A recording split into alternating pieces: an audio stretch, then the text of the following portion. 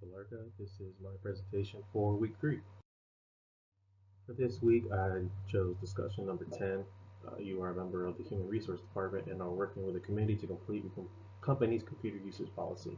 What advice would you offer the committee regarding how to address online pornography? Would you suggest that the policy be laissez faire, or would you recommend that the committee require strict enforcement of tough corporate guidelines, and why?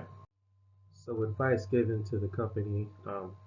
First, I would review the policy that the company has currently. That's just to get a better understanding of what the employees already know the policy set, and to ensure that there's no gaps in between. Next, I would review employee evaluations for negative responses, misuse of company time, attendance, tardiness, not completing work on time. There are reasons behind this, whether it's using the computer improperly, uh, just taking longer breaks, using your cell phone for too long, and stuff like that. Evaluations are a great way to see who's missing what and in what areas. And then I would gather the number of employees and see if there are any trends. Uh, that's just to get a larger group put together to see if everyone's missing a certain part of their evaluation for the same reason. A lot of managers do notice people's work ethics very closely, and that's the importance of their job and the evaluations that are given. In the military, we're given evaluations once a year, but we also do a midterm uh, within the 6 months of that year. And that's for our supervisors to give us a heads up of where we're at for that year. Um, and the next thing I would do would determine if trends are related. Like I said, just to see if someone's misusing company time because everyone's on the computer, or is everyone on a group text, everyone playing Angry Birds or something like that. You can tell a lot from certain evaluations and bringing the numbers together. And lastly was to see if these non-business activities are actually due to computer usage, and if they are, to revise computer usage policy. A lot of times, and we'll get into it later on later slides, it's not just computer usage. Like I mentioned earlier, it's cell phone. Sometimes it's just people taking long breaks. Sometimes it's just a lack of motivation for people to work. Um, Whatever the case may be, um, it's best to define what it is and what it isn't, and that way you have a stronger outlook on everything. I put up what would go wrong or what possibly could go wrong, and sometimes management incorrectly scores employees on evaluations, whether it's they just trying to look out for them or their friends. Sometimes that does happen. Computer usage during pornography, as specific in this, may not actually be the issue. So looking directly for the use of pornography in the workplace might not be specific enough, or too specific actually. You may discover illegal pornography that will have to be reported to authorities.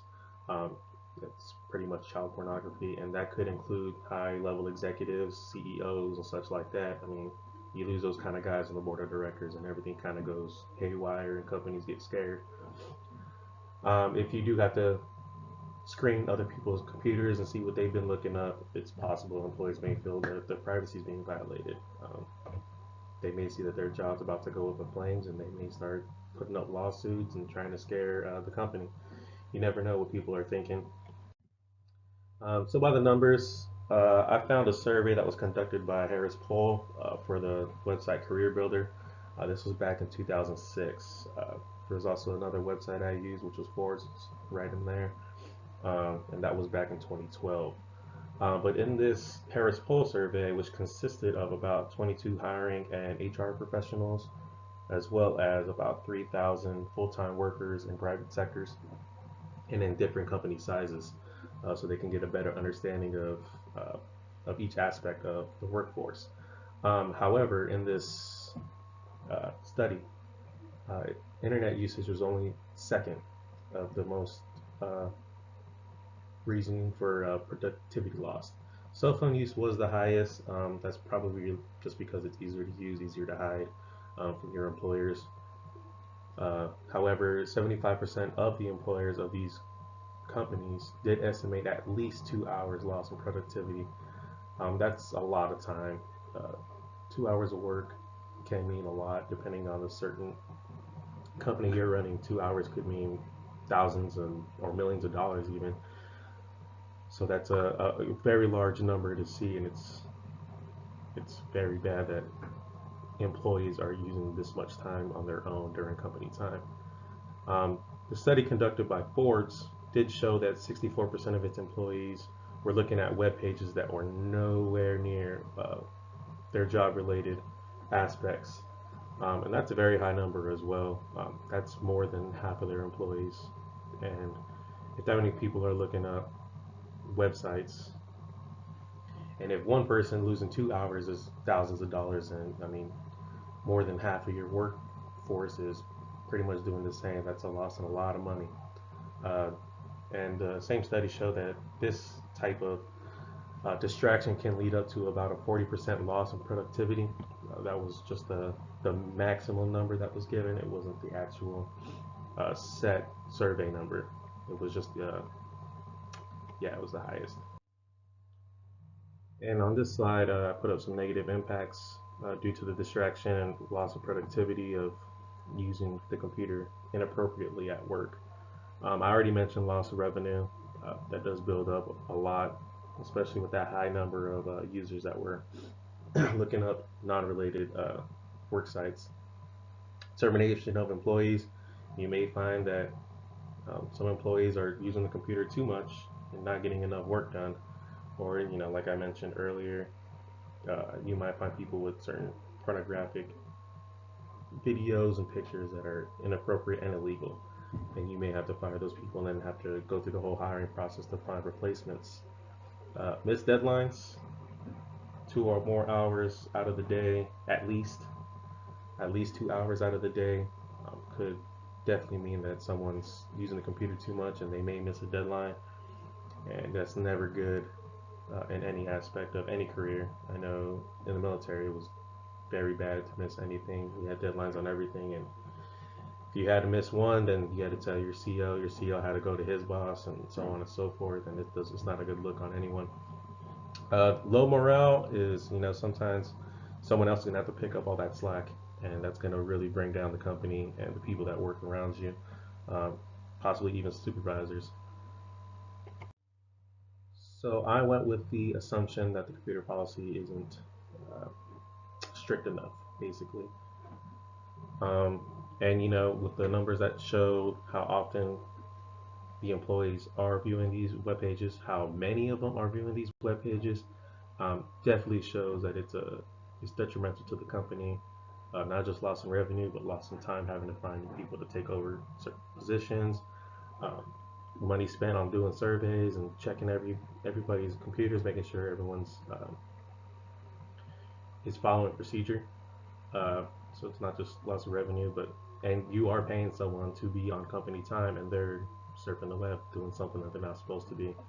Um, Fix to that would be putting up a firewall, setting up the websites that are not viewable on government computers.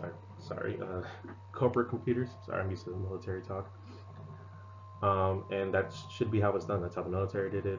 There was a time when we couldn't get on YouTube. Definitely any website that's not supposed to be on there. It's monitored by a company called NMCI. Um, so either the company's IT department can do it, or they can go outside and get a company like NMCI to monitor these websites. And it goes as far as NMCI can literally get onto your computer and see exactly what you're looking at, and as well as take over your computer if they need to. So that's definitely a big help there. Just taking those sites off, and if a website has been deemed to be bad on the list, but someone working there can verify that it is legitimate to the workplace, I would say that a request could be filed to management and taken up to the IT department and all that other stuff, so they can view it to make sure that it is as legitimate as the employee says. Because there are some times where certain websites are taken off, but they actually do have quite a bit of information related to certain jobs. So that should definitely be allowed to be done. And that's all I have for this week. Thank you for listening. I hope this was enough information. Yeah, pornography is bad. It shouldn't be allowed in any workplace because it just it creates way too much chaos than it needs to be if it's just not even there. Any computer policy for any company should already have that on there, not just for the person and using up company time to do it, but people around them. You can get sexual harassment cases, um, unsuitable work environment cases that a company's not really going to want to spend money to do if they can already put a policy in place that'll keep it from even happening, and that's just saving them money and saving the company money from the lack of work or missed deadlines. So thank you very much.